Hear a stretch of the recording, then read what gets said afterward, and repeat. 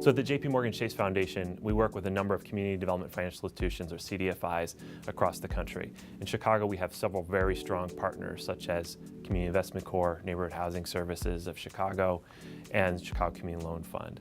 We work with them on grants to help them really deploy capital in innovative ways in our neighborhoods. Since 1984, our primary program has been financing multifamily housing.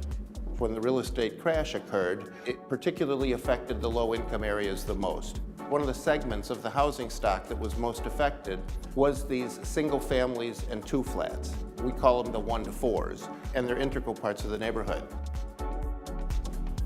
The Chicago Community Loan Fund has been working on the front lines in many of Chicago's most disinvested communities for a number of years.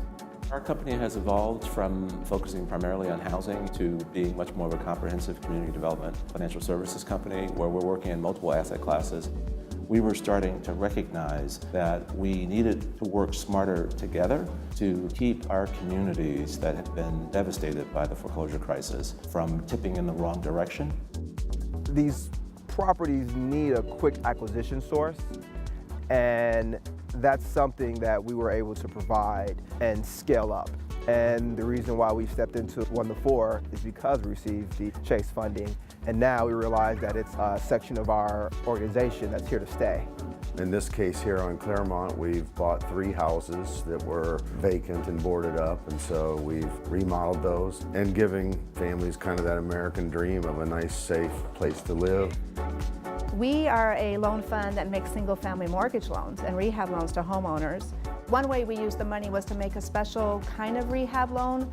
Some of it was for existing homeowners so that they can be part not just of building their own financial wealth, but also of strengthening their block and really adding to a strong civic fabric for the neighborhood.